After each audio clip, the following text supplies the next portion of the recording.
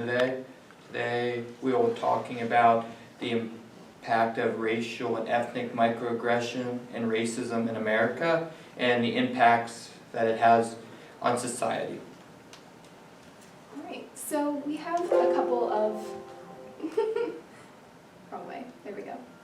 Okay, so we have a couple of goals and objectives we're going to outline for you guys.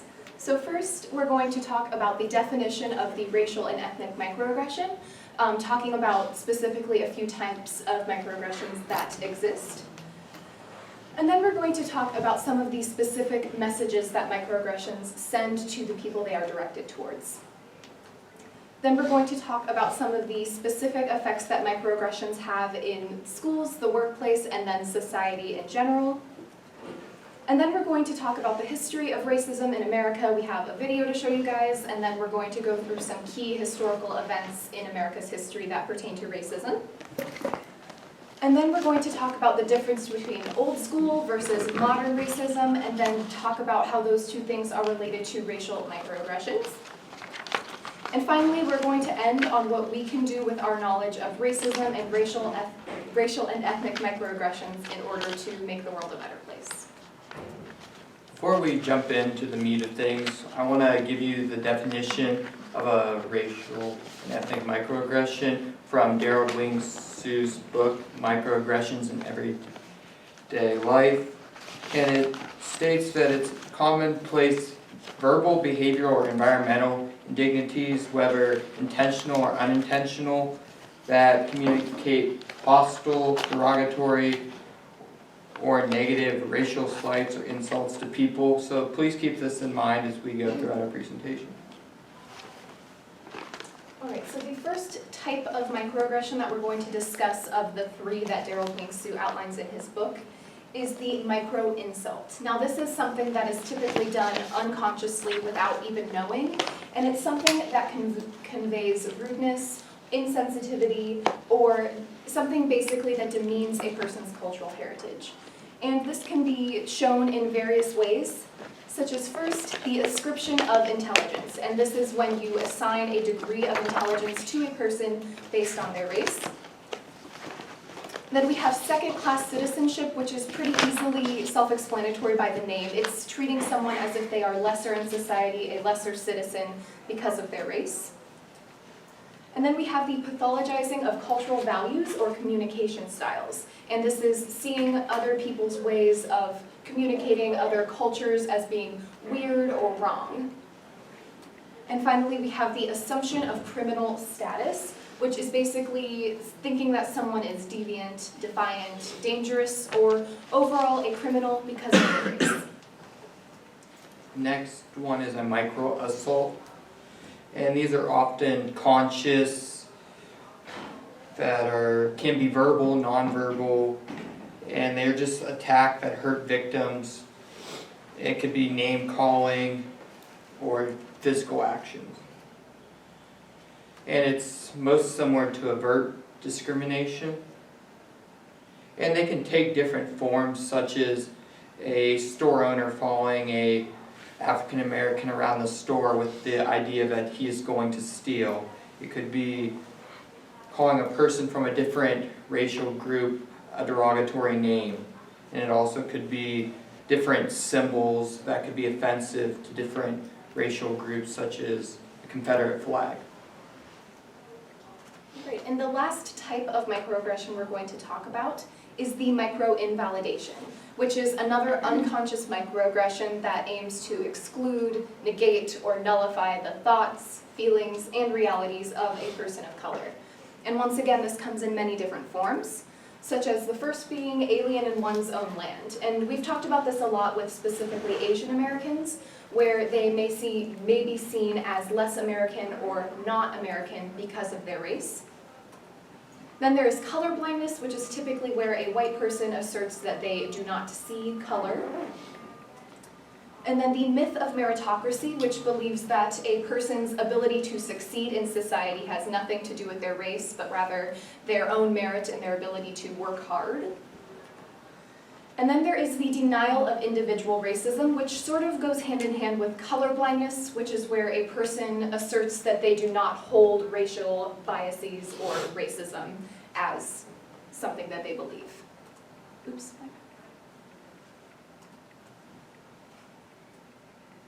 Alrighty, now we're going to head into the messages of different microaggressions. And these examples all are coming from Daryl Wing-Su's book, Microaggressions in Everyday Life. It's important that we are able to recognize the different messages that microaggressions can send to a racial group.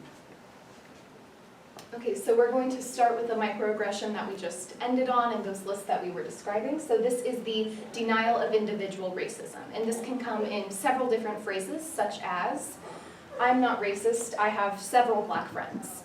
Or saying, as an employer, I treat everyone the same regardless of race. Or I don't see color. And overall, these send the message to the person they're directed towards that they are immune to racism. And we've learned in this class that the goal isn't necessarily to be immune to racism, but rather to recognize it in society and therefore be able to take actions against it. So by telling a person of color that you are immune to racism, it sort of tells them that you don't care about the things that they've struggled with in regards to racism.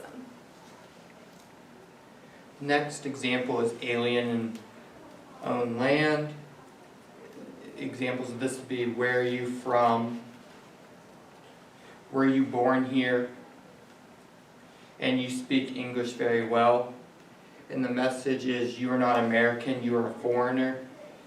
This is unfair because in society we can't judge others based on their race. Just because somebody may look different doesn't mean they are not from here.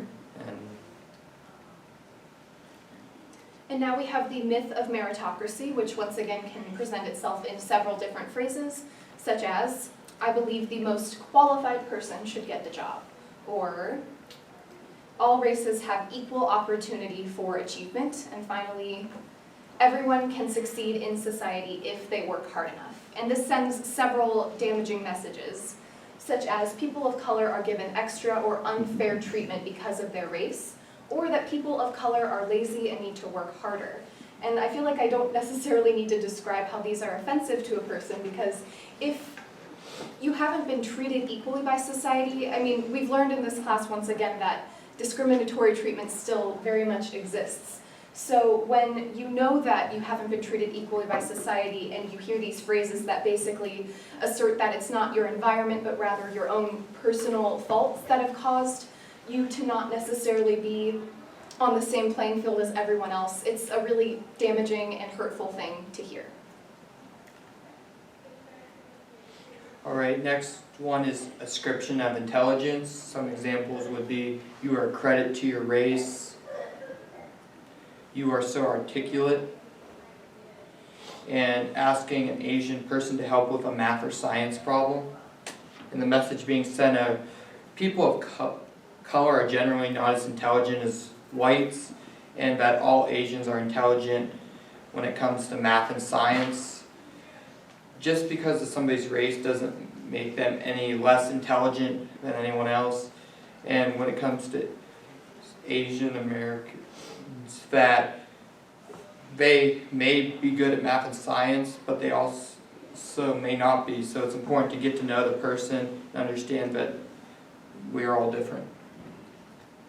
And finally, we have the pathologizing of cultural values or communication styles. And the several phrases that you might hear along with this include asking a black person, why do you have to be so loud or animated? Can't you just calm down?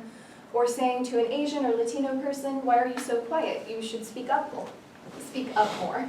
And then finally, in general, dismissing a person who brings up race in a conversation or their culture, saying something like, why does everything have to be about race?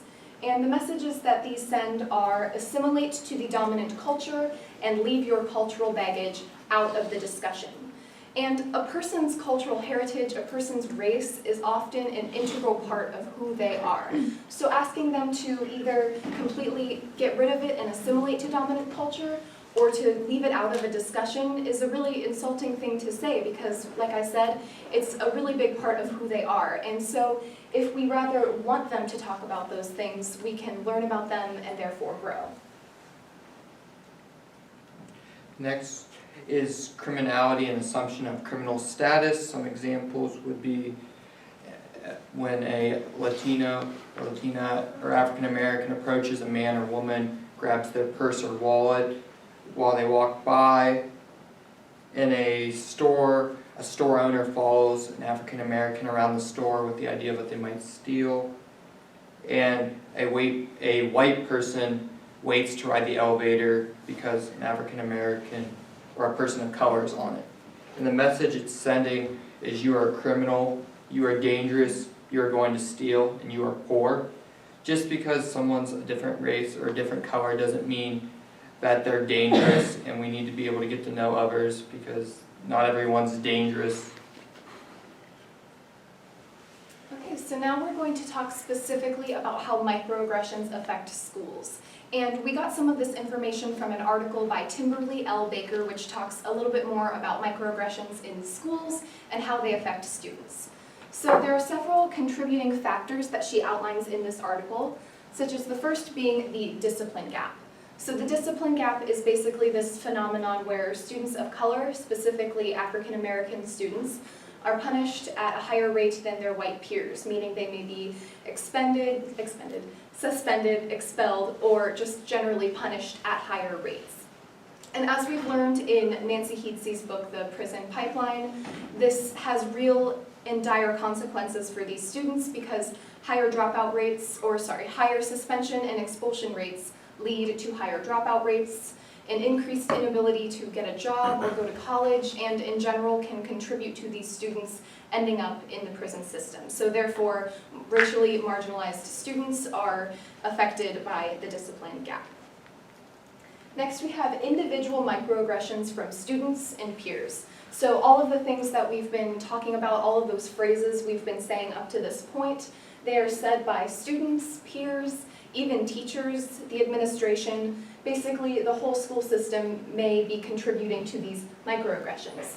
And to a student, this can be a lot to deal with, to have to combat these on a daily basis. Next, we have institutional microaggressions from the school. And this includes things such as, first, Timberly L. Baker in her article talks about how certain communication styles or ways of, or cultural values are deemed by the school to be defiant or disruptive, and because of this, students may be punished for things that are simply a part of their culture. Another thing is when schools focus on curriculum that is mostly the dominant culture. So for example, in a history classroom, if they only focus on the history of white people or the dominant culture versus other ethnic and racial groups. And finally, there is deficit thinking, which sort of goes along with the microaggression of the myth of meritocracy, which is where schools and teachers believe that a student's things that they struggle with or their own personal deficiencies are caused not by their environment or the opportunities they've been given, but rather by their own personal deficiencies or their lack of merit. And this has several really damaging effects for students. First, it can make students feel powerless. It can impact their self-esteem. It can impact their ability to perform in school. If they're constantly having to combat these racial microaggressions, it can take up some of their energy, and overall it can make them feel powerless against this wave of hatred that they feel. Also, it can make these students feel ignored or misunderstood. As we talked about with the curriculum and the institutional microaggressions, if a student is being punished for something that is simply a part of their culture, it can make them feel misunderstood. If their curriculum doesn't reflect the cultural values of the student or doesn't discuss their history, it may make the students feel ignored. And finally, all of this boils down to one main point, which is teacher and student relationships are injured. Also, students' relationships with their peers are injured because of microaggressions. If a teacher is constantly saying things that are microaggressions without realizing it, they can damage their relationship with their students, and that can hurt their ability to connect with their students, their ability to care for their students, and therefore their ability to teach those students effectively. Now we're going to transition into microaggressions in the workplace. This was from an article, Black Men and Microaggressions at Work by Michaela Pitcan, Jenny Park Taylor and Janelle Hazlett.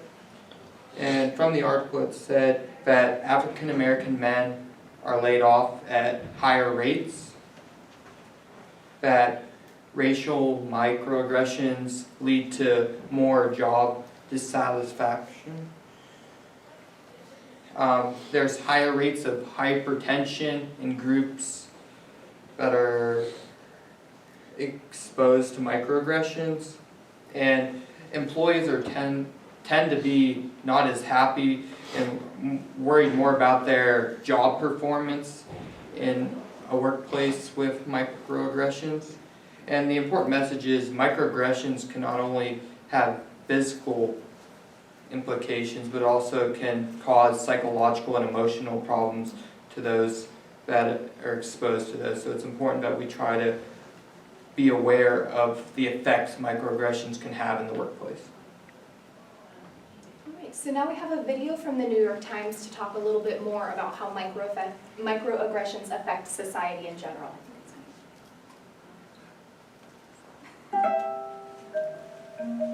We face a different generation of racism than our parents did. Things were much more blatant, so it was easy to say, that's racist, you're racist, this is a racist institution. But we're facing things that you're like, okay, am I crazy, or did they just do this? And so it kind of, we internalize a lot. Does anyone have, y'all are that's a dedication. This is Tanzina Vega reporting for the New York Times. At the Lowell Lecture Hall in Cambridge, crowds gathered to see I Too Am Harvard, a one-night performance put on by students who feel marginalized at the university. Does anyone actually have physical tickets in their hands? Like, people think we're just gung-ho. Like, no, there was times we didn't want to do this because it made us really, like, uncomfortable and have to face things and have to face people that we were not, like, prepared to.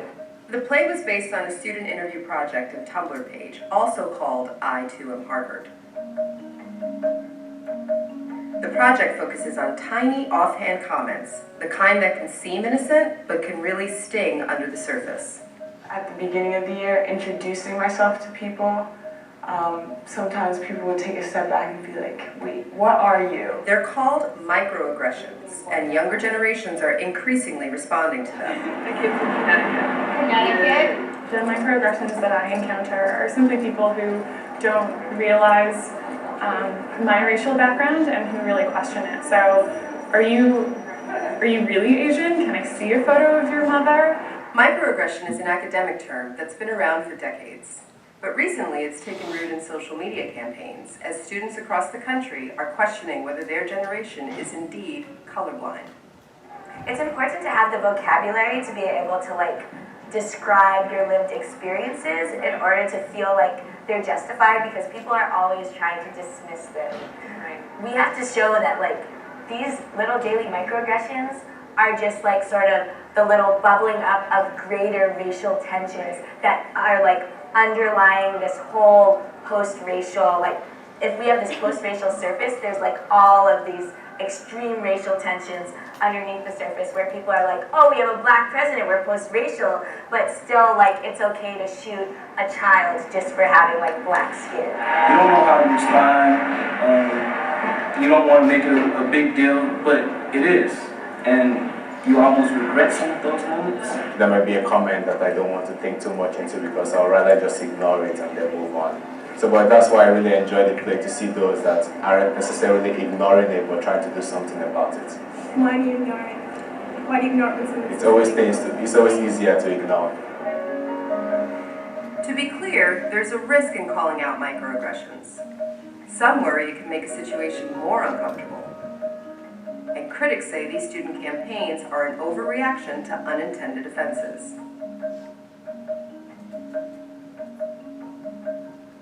But for some, conversations like these are a good reminder to be more aware.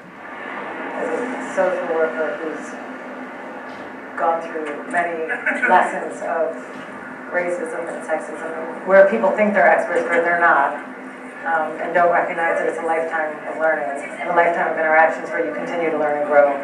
I felt like it was an enormous opportunity to be reminded once again of what's real.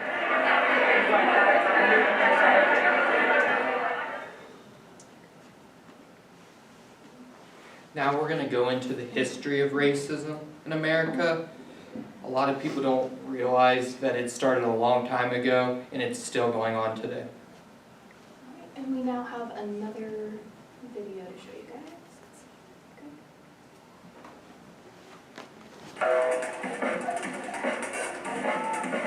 What is racism? What is racism? What is racism? What is racism? What is racism? What are the words that come to mind?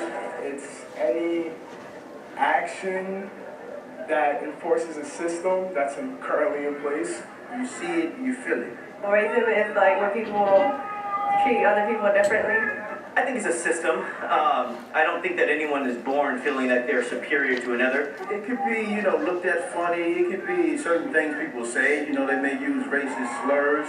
I've been called racist slurs. New York City, Washington Square Park. Color does not attack color. Hate and prejudice are unnatural because you are not born with it, you are born into it. The poet and street artist known simply as Sir Shadow. Hating with someone else's eyes while you walk around blind. This is his ode to Timothy Kaufman.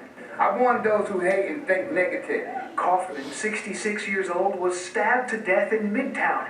Police say James Jackson did it in cold blood because he hated black people. Stop the revolution and seek the peace within. Because you're not up against a man, you're up against a state of mind. Yours. A state of mind programmed over centuries. When you talk about the idea of seeds, seeds are planted. And when they're nurtured, they grow. Dr. Akil Kalfani is director of Essex County College's Africana Institute. I think what we're seeing today in the United States is that you see some seeds that took a long time to germinate, right? That the seeds were planted, but there weren't the right conditions for them to grow. But now the conditions have changed, and so that the ideas of race and racism, the ideas of exclusion are emerging. Exclusion, control, power. When we talk about racism, we have to talk about power. Racism is the power of one group to affect the life chances of another group. The transatlantic slave trade. You have elements of discrimination and tribal differentiation and ethnic differentiation and conflict before, but the idea of race and racism is a new thing. And it plays itself out on the back of chattel slavery. And it's that structure that was set up during that time with chattel slavery that really created a lot of the definitions and beliefs of racism that we have and live with today. Right. Most scholars trace the development of an organized category of racial difference to the expansion of Europe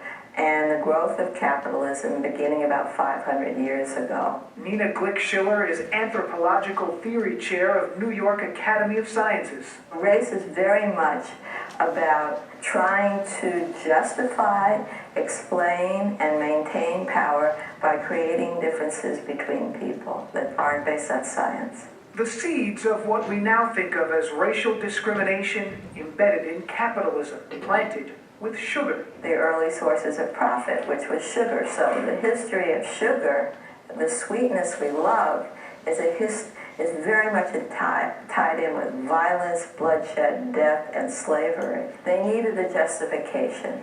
And so they started to develop a concept of difference based on some physical traits they could see. Hitler and the Nazis built on this model, the Holocaust. The Nazis claimed to be using race science. They said the Jews were racially different and inferior. Slavery itself dates back to the earliest civilizations, Greeks and Romans, Egypt, the temples and the pharaohs, often referred to as slavery in antiquity. But the Atlantic slave trade was different. The building of the United States was, because we came from all over, wasn't around like the British race or the German race. It was around whiteness.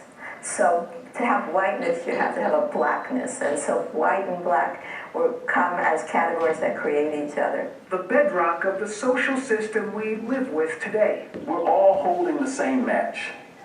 Only a few of us can see that it's burning. If we don't all agree that it's burning, none of us can let go, so that we're all going to get burned.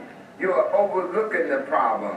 Prejudice is like hunger. Remember his words from the beginning. Maybe they do ring true. You are not born with it, he wrote. but born into it.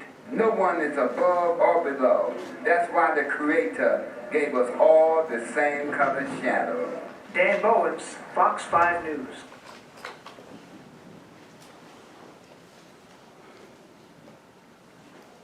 Now we're going to go into some of the events in American history. So in 1492, when Christopher Columbus came over, he tended to push Native Americans off their land. That was an early example of racism. Next, we talked about in 1616, Jamestown was settled, and with this first settlement also came America's first indentured servants and African slaves. So with this began America's long and complicated history with slavery. Then in 1787, the Constitution established a 3/5 clause where a slave would only count as 3/5 of a person and wouldn't be counted as a full person. And then in 1863, toward the end of the Civil War, the Emancipation Proclamation is signed, and that frees all of the slaves in the rebel states. And with this, the beginning of Reconstruction happened, and that happened with the passage of the 13th, 14th, and 15th Amendment. The 13th freed all slaves regardless of whether they were in rebel states. And then the 14th protected, gave equal protection under the law to all people regardless of race. And then the 15th Amendment gave all men the right to vote regardless of race. In 1896, in a court case, Plessy versus Ferguson, the Supreme Court defended the separate but equal doctrine. But during this time, facilities by no means were equal, and there was still discrimination going on. And then in 1942, toward the end of the Second World War, a fear of Japanese people in America led to an executive order to have all Japanese put into internment camps. And this was an issue because it didn't really take into account how long these people had been in America, whether it had been most, if not all of their lives. So it was kind of like that alien in one's own land microaggression, but to the absolute extreme. And in 1954, in the court case of Brown versus the Board of Education, it's ruled that racial segregation in public schools violated the Equal Protection Clause of the 14th Amendment, and this was the first step in desegregating schools. And then in 2001, there were the 9/11 terrorist attacks. And while Islamophobia is something that existed long before these attacks took place, this attack kind of renewed in the American public a sense of Islamophobia. Then in 2008, President Barack Obama was the first African American president elected, and many people were saying that racism's over and that it's not a problem, but it's still an issue in today's society. Just because we elected a African American president doesn't mean racism is not an issue today. So now we're just going to talk about the changing face of racism, how it has changed over time. All these examples are from Daryl Wingsu's Microaggressions in Everyday Life. I'm going to start out with old school racism, which was institutional, individual, and cultural racism. It had segregated schools, racial profiling, and inequalities in healthcare. And back then, racism was socially acceptable. And so now modern racism is something that is tied to microaggressions because that is typically how they present themselves. Modern racism is often presented through racial and ethnic microaggressions. And so that's why it's often also called aversive racism, because it's racism that isn't as obvious. It's racism that is a little bit more ambiguous, a little bit less easy to define. And once again, there's a few different ways that this is described. First, situational or ideological ambiguity. And this is where a person sort of defends racist ideologies by defending them with beliefs. A really good example of this is the myth of meritocracy, where you defend a racist belief with a belief such as everyone can succeed if they work hard enough. Another example of this is the failure to help over the desire to hurt, which is pretty self-explanatory. It's when you won't help another race due to anxiety over different races. And this was seen especially with Hurricane Katrina, when the white neighborhoods that were affected were more readily helped than the just as affected African American neighborhoods. We have another short little clip from CNN that'll talk about race and reality in America. The United States is often called the Great Melting Pot, but it's a country that struggled with race relations throughout its history, and still does today. A 2015 CNN and Kaiser Family Foundation poll found about half of Americans think racism is a big problem, one that doesn't seem to be getting better. 2/3 said racial tensions in the United States had increased over the last decade. More than half of blacks said they had experienced some form of racial discrimination in their lifetimes, from being denied a job to fearing for their lives. About 1/3 of whites and Hispanics reported similar experiences. Blacks and Hispanics were also far more likely than whites to say that they had been unfairly treated in the last month in a public place, such as a restaurant or in a store, because of their race. Segregation is still a reality as well, at work and at home. 60% of whites said their work colleagues were all or mostly white, and close to 70% of whites in either their social circle or their neighborhood was mostly white.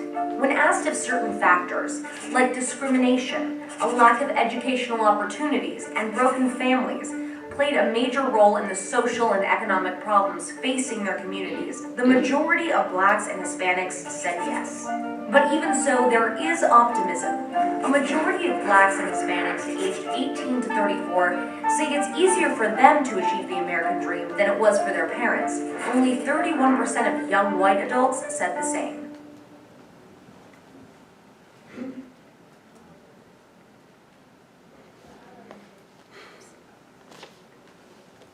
Alright, so now we're going to talk a little bit about what we can do with our knowledge of microaggressions and racism in America in order to stop the perpetuation of microaggressions and make the country a better place.